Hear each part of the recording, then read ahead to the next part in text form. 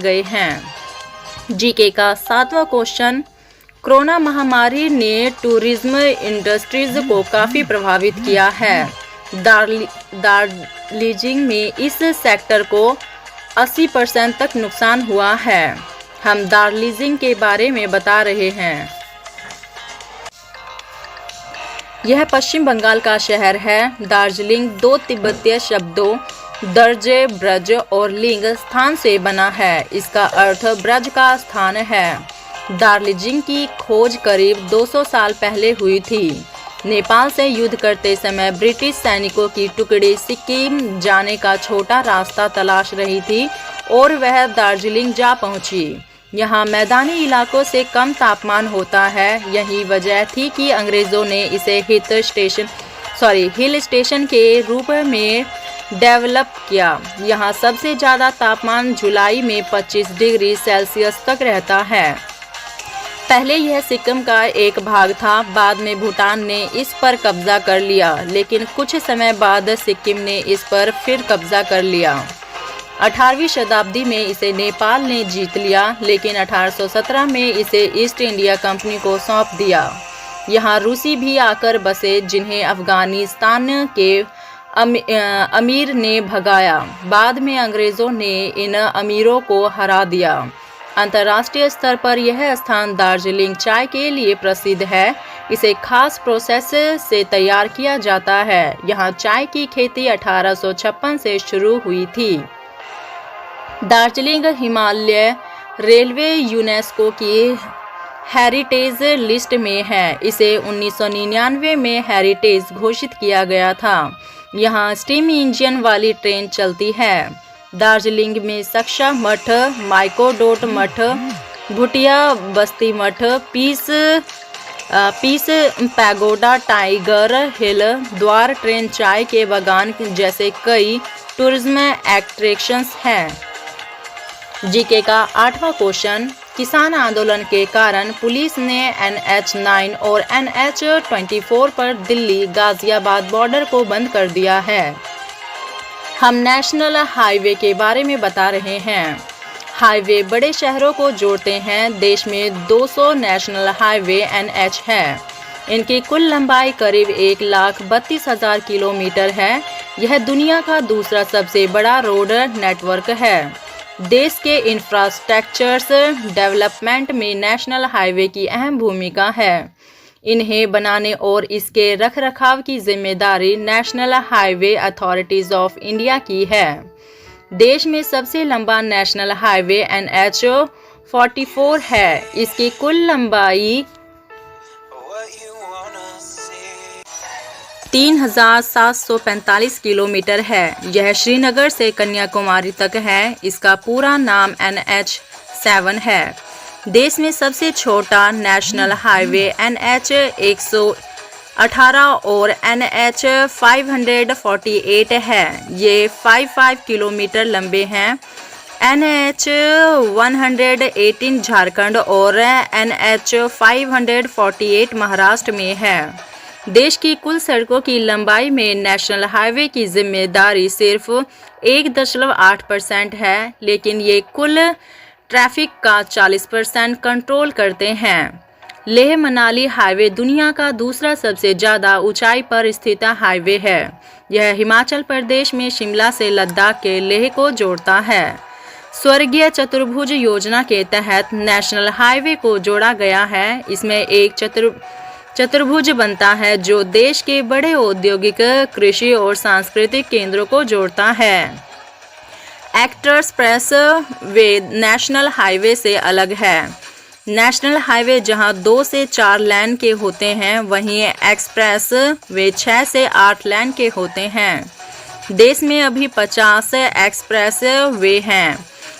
Agra Lucknow express way देश में सबसे लंबा है। इसकी लंबाई करीब 302 किलोमीटर है। जीके का 9वां क्वेश्चन, अनुमान है कि दुनिया की 7 अरब की आबादी तक वैक्सीन पहुंचाने के लिए 8,000 जंबो जेट लगेंगे। यह अभियान 2 साल तक चलेगा। हम दुनिया की आबादी के बारे में बता रहे हैं। एक अनुमान के मुताबिक 2064 तक दुनिया की आबादी 9.7 अरब हो जाएगी।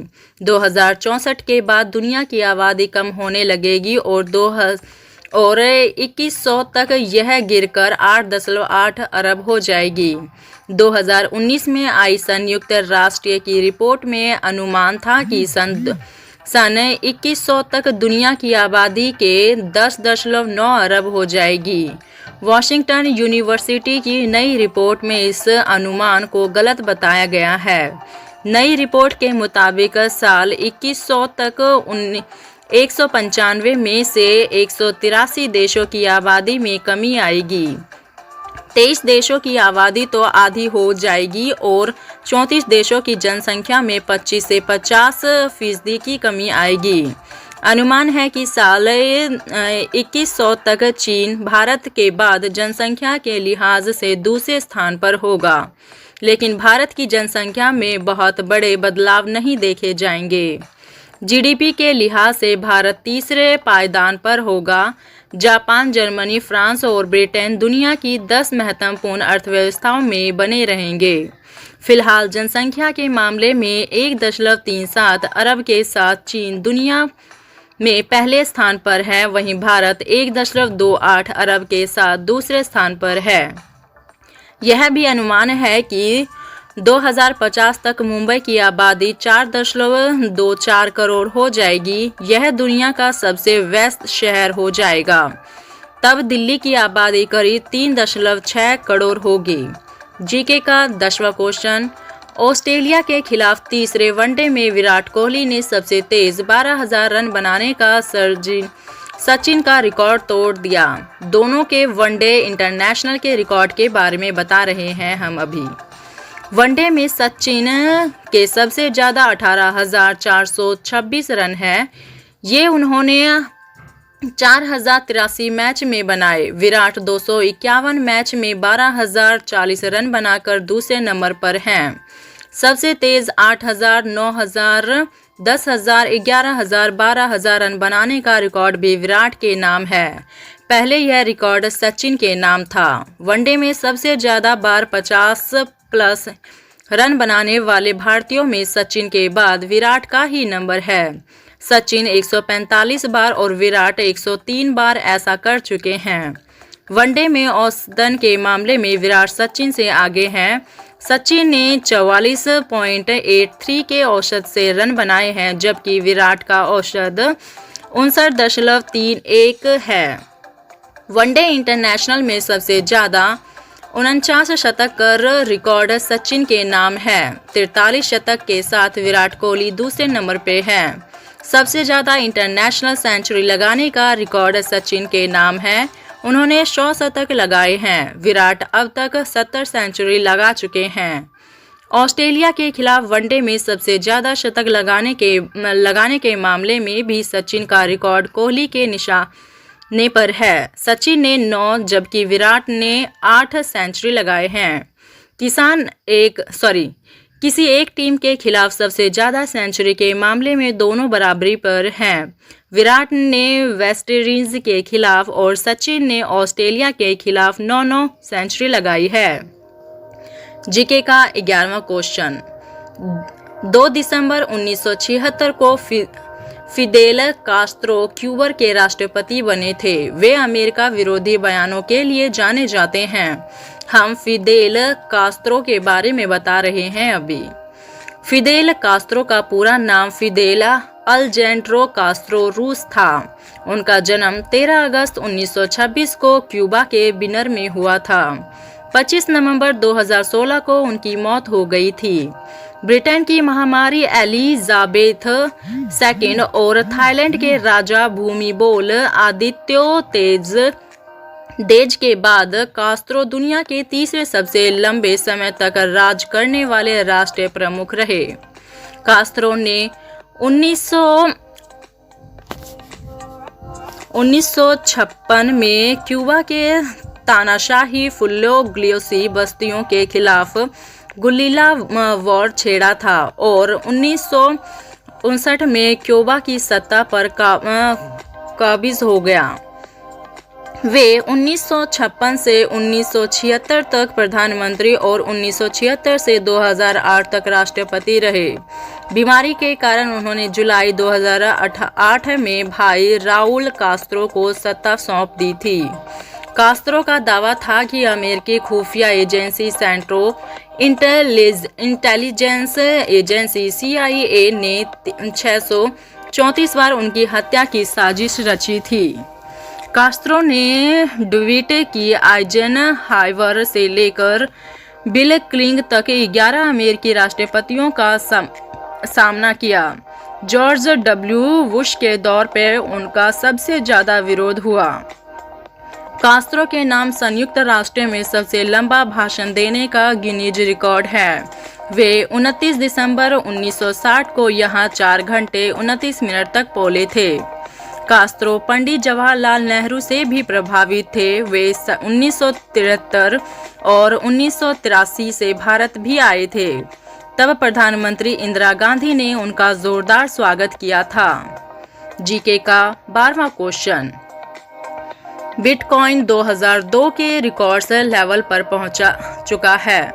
30 नवंबर को यह करीब 14,62,000 रुपये प्रति यूनिट पर पहुंच गया। हम बिटकॉइन के बारे में बता रहे हैं अभी। बिटकॉइन एक क्रिप्टो करेंसी यानी वर्चुअल करेंसी है। इसकी लेन देन सिर्फ ऑनलाइन तक ई वॉलेट से दूसरे ई वॉलेट में होता है। इसे दूसरी करेंसी भी बदला जा सकता है। बिटकॉइन 2009 में चलन में आया। कहा जाता है कि इसका आविष्कार जापान के सातोशी नाकामोतो ने किया। हालांकि उनका नाम और पहचान काल्पनिक बताए जाते हैं।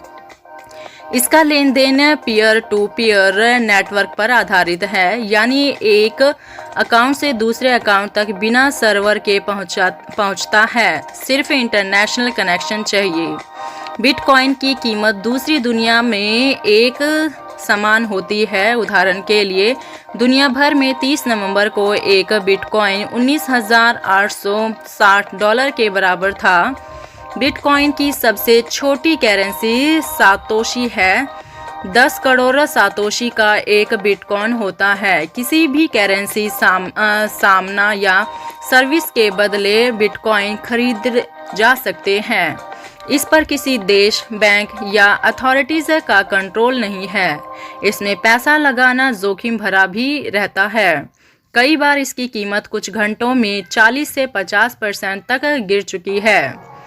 क्रिप्टो करेंसी का ज़्यादातर इस्तेमाल गैर कानूनी कामों में हो रहा है। फरवरी 2020 के एक रिपोर्ट के मुताबिक दुनिया भर में 5,000 से ज़्यादा क्रिप्टो करेंसी चलन में है। भारत में बिटकॉइन समेत किसी भी क्रिप्टो करेंसी को कानूनी मान्यता नहीं दी गई है, यानी देश में किसी भी क्रिप्टो करेंसी के जरिए लेन देन करवाना अवैध है। नमस्कार।